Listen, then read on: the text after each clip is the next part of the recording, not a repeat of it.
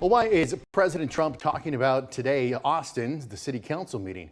An item that would have waived fees for an upcoming anti-Trump protest was pulled off of that agenda. Someone asked President Donald Trump about an item that was previously removed from Thursday's Austin City Council agenda. $1 fee. The item, waiving $120,000 worth of city fees for a No Kings protest scheduled to happen later this month. Well, you just tell me that I would love to do something about that, bring a lawsuit, do something. That item was permanently pulled off the agenda prior to the president's comments because of the cost associated. Of the $120,000, roughly $80,000 would have been for Austin police working the event. The sponsor of that item, Austin City Council member Chito Vela, responding to the president's comments, quote, "Unlike President Trump, I fully support the First Amendment and the people's right to peacefully assemble." So what happens next? At the end of the day, the city says it's still policy to keep people safe and take care of city property. So Austin may foot a significant chunk of this bill anyways, telling us, quote, "In this instance, the city's special events and public safety staff are working with the organizers to determine the anticipated size of the gathering, what resources will be necessary to ensure the safety of attendees, and what direct costs and/or fees the organizers will be responsible for." The city says it would do that no matter the group or message, but because that item was put on the agenda, Austin now on the president's radar. I would like you to make a big deal, though, if they're waiving a fee, but I guarantee they wouldn't waive it if it was it's not Trump. If it were a conservative rally, they wouldn't be waiving it. So maybe you can look into that. Americans turned out in small towns and big cities all across the country for those No Kings protests against the Trump administration back in June. That No Kings Day protest, that one day in June, is considered to be one of the 3 largest days of peaceful protest ever in U.S. history. There were so many demonstrations on No Kings Day in June that when we covered them here on this show the following day, we had to show them in batches of 20 to even scratch the surface of how many of them there were. Well, now the second No Kings Day is just around the corner. It's this Saturday, October 18th. And the organizing effort around it so far indicates that it might be even bigger this time around. In June, for those huge protests, they got like 2,100 different protests. This time for Saturday, organizers are expecting more than 2,500, even more than we saw in June. Joining us now is Ezra Levin. He's co-founder and co-executive director of Indivisible, the group that has helped lead the organizing for the No Kings rallies. Mr. Levin, it's nice to see you. Thanks for being here. Great to see you, Rachel. What are you expecting for Saturday? I'm expecting it to be huge. I'm expecting it to be boisterous. I'm expecting it to be joyful. It's going to be the place to be, Rachel. I mean, it really is. I hope people are, we're doing big things here, right? We're collectively fighting for democracy. That's big, that's serious. Trump is saber rattling, and that can be scary. But fundamentally, what this is about is everybody coming together and demonstrating we don't do kings in America. And they're going to have funny signs. There's going to be chanting. There's going to be dancing. There's going to be singing. We want this to be a place where anybody can come out. And it doesn't matter your ideological persuasion. It doesn't matter who you voted for before. It doesn't matter if you've never protested before. This is a place for you if you believe we don't do kings in this country. We're in this moment where Republican leaders, particularly House Speaker Mike Johnson, but also other Republicans, have tried to really fearmonger about the No Kings protest. He said it was a planned Hate America rally, which made me laugh out loud. But I have to ask, obviously they're trying to scare people into not protesting or trying to make it seem like a scary thing. On the other side, we've got protests in Portland erupting into dance parties and everybody with Cher on the boombox and dancing inflatable frogs and everything. How do you, what do you make of the Republican effort to really demonize protest against Trump? Look, on the one hand, I welcome the free publicity. I'm glad they're talking about what will be the largest peaceful protest in modern American history coming up on Saturday. And it's also funny that they can't actually say No Kings. They've got to make some other name up for it because they understand it. They say No Kings. How is that objectionable? Right. How could anybody say that that's anything other than the most American thing since apple pie? But I do think we have to hold 2 things in our head at the same time. One, anybody who's been to a protest this year that's been organized by Indivisible or No Kings has seen moms and grandmas and kids and dogs and funny chants, and it was a feeling of joyous power out in the streets. And on the other hand, we've got an authoritarian regime who wants to crack down on free speech. So we should show up in force, and we should take care. We should attend the security training briefings. We should attend the how to de-escalate briefings and trainings. We should do that work so that if anything happens at these protests, we're ready to do it. But If your First Amendment rights are under attack and you decline to show up because of those threats, you don't have First Amendment rights. So if anybody is out there watching this and is like, well, I don't know, I've never been to a protest, or I'm hearing a lot of gnarly stuff from this regime, and maybe I won't come out. Let me tell you, it's going to be fun, it's going to be powerful, and it's going to be part of history. What about the trainings that you have been doing? We talked about this last time I spoke with you. We talked about it, that in addition to organizing demonstrations, in addition to organizing political action where you're asking people to, contact their elected officials about something they're doing right or something they're doing wrong, you've also started doing this movement building work of training people in nonviolence, training people in communications tactics, training people to organize other people along those lines. How are those trainings going? I mean, pretty incredible, Rachel. So coming out of the first No Kings protest, we had 2,169 events. There were 5 to 6 million people out. And what we funneled folks into was a training series on strategic non-cooperation. So that means not just focusing on your elected officials. That's good. Look, I like that. We call members of Congress. We show up at members of Congress's offices. I think that's good advocacy. But we have to recognize this regime is not just passing laws or issuing executive orders. It's threatening media institutions, universities, businesses, law firms, and we've got to wield our power to buck up those institutions that might otherwise fail. I think case in point is Disney and ABC News with Kimmel, him being bullied off the air, mass protests, mass opposition, and suddenly Disney finds some courage. Yeah. If you want courage to spread, you've got to spread that courage yourself. But that means focusing where you actually have leverage. So doing trainings coming out of these big protest events are a way to go from one day of protest to sustained opposition to the regime. And that's what the government Republicans control to do the bidding of these evil, violent leftists. This was House Speaker Mike Johnson on Fox. The theory we have right now, they have a Hate America rally that's scheduled for October 18th on the National Mall. It's all the pro-Hamas wing and the Antifa people. They're all coming out. Some of the House Democrats are selling T-shirts for the event, and it's being told to us that they won't be able to reopen the government until after that rally. The pro-Hamas wing, the Antifa people. Here was Republican Senator Roger Marshall at almost the exact same time on Newsmax. October 18th is when the protest gets here. This will be a Soros paid-for protest where his professional protesters show up, the agitators show up. We'll have to get the National Guard out. Hopefully it'll be peaceful. I doubt it. You doubt it? The National Guard's going to come out? A Soros paid-for protest. I doubt it will be peaceful. By mid-morning, Republican leaders were pushing these lies out to the national media. And as the speaker pointed out this morning, one of the other things that's being reported now is that one of the dates that looks like they're holding the government hostage over is the 18th of the month, where they're having this Hate America rally in Washington.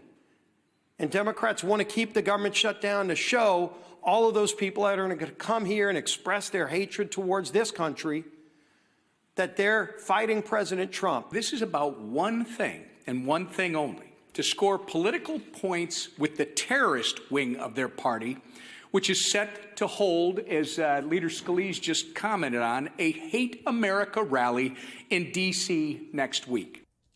I mean, really, guys? Really? The terrorist wing of the party? A Hate America rally?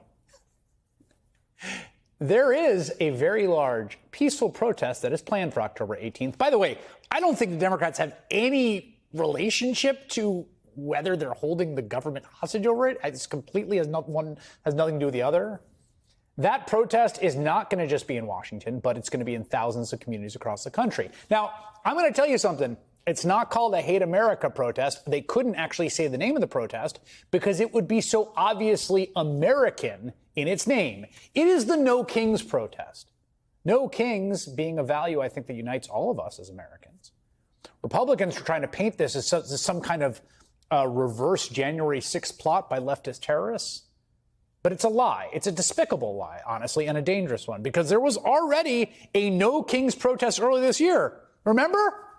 We both lived through it. It's not that long ago. You might have even been there if you're listening to this right now. I covered it live at this desk, along with the other estimated 5 million Americans who were there, of every background and age, and they marched, and they danced, and they sang, and they carried signs, some of them snarky, some of them quite funny, all across the country, in more than 2,000 cities and towns. It was held on June 14th, Flag Day. It even outdrew Donald Trump's birthday parade of army tanks that same day. Remember that? So, when all those MAGA Republicans went out in advance of the protest to try to criminalize protected political activity, the organizers of the upcoming No Kings rally responded, quote, "After a few moments of laughter, the No Kings coalition issued the following statement. Speaker Johnson is running out of excuses for keeping the government shut down. Instead of reopening the government, preserving affordable health care, or lowering costs for working families, he's attacking millions of Americans who are peacefully coming together to say that America belongs to its people, not to kings. We'll see everyone on October 18th. The group reaffirmed its commitment to nonviolence and said its organizers were trained in de-escalation. Republicans, led by the Speaker of the House, are telling the public that a peaceful demonstration on the National Mall, again, we already had one, right? This isn't just a thought experiment. We had a big one in June. They're planning another one, that this will actually be a gathering of organizations the administration has formally designated in an executive order as violent terrorists. And again, it's preposterous and comical at one level, but again, this is incendiary and incredibly dangerous. But that's the point. They understand these protests are powerful.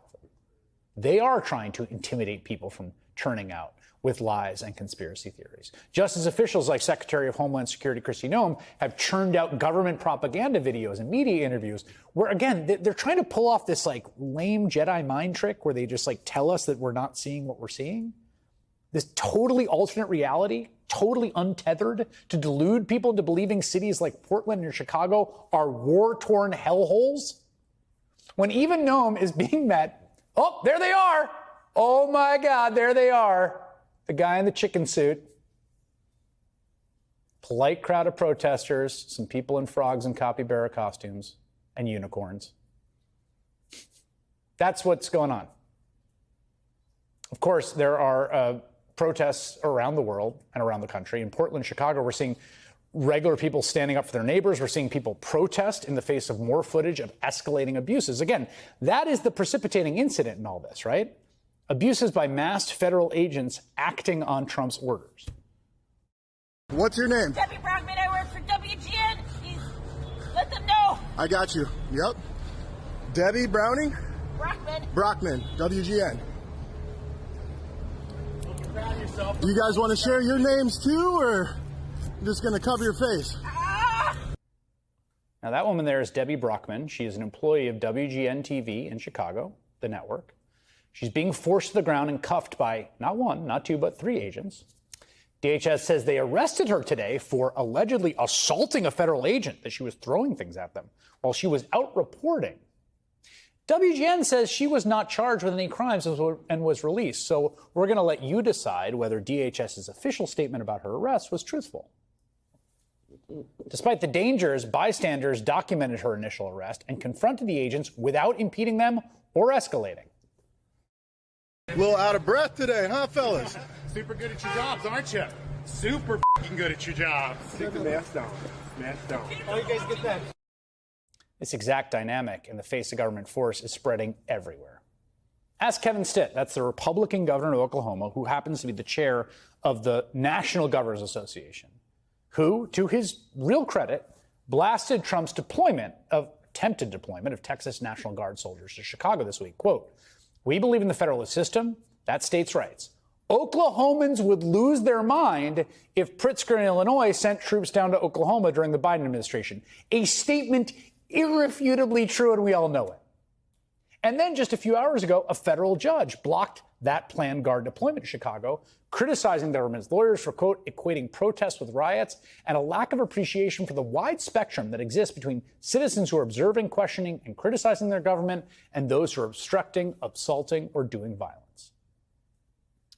At this point, it seems clear to me that Trump and the MAGA cronies know there are likely to be millions of people in the streets on October 18th for those No Kings protests. And so their strategy is to preemptively paint patriotic, dissenting Americans as literal terrorists. And if there was ever a time to exercise this right to protest, a right enshrined in the very First Amendment of the U.S. Constitution, it is now. This isn't law enforcement. It's a message. The uniforms, the armored trucks, the sirens at dusk, they're not chasing criminals. They're chasing a feeling. The feeling that America is slipping away from him, and that the only way to hold it together is through force. He says cities like Chicago and Portland are out of control. He says he's protecting Americans. But the images tell a different story. Soldiers standing where teachers should be. Barricades where playgrounds should be. Fear where freedom once stood. It's not protection, it's occupation. And it's happening not in someone else's capital, but right here, under the same flag people still hang from their porches. The justification is always the same. Crime, drugs, chaos, security. But every authoritarian playbook begins that way. You declare the people the enemy.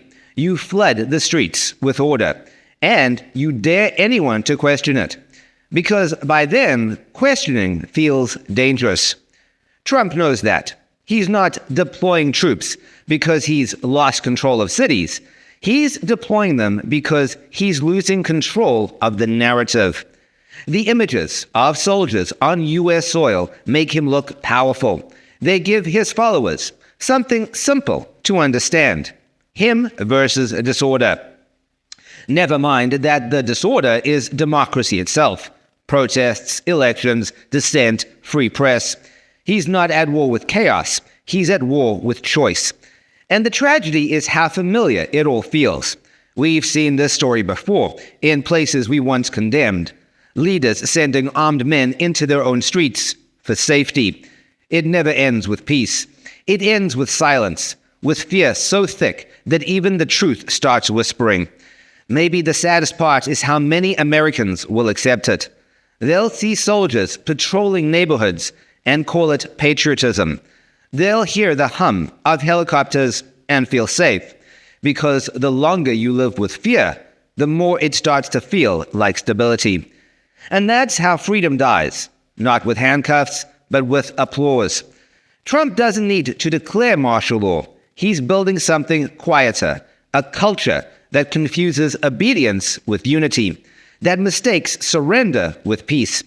And if history tells us anything, it's that once a nation turns its troops inward, it doesn't heal, it hardens. So maybe this is the test, not for Trump, but for everyone else.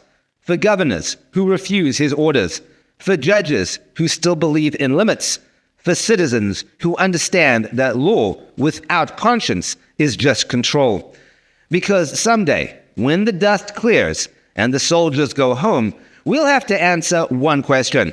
Not whether America survived, but what version of America walked out on the other side.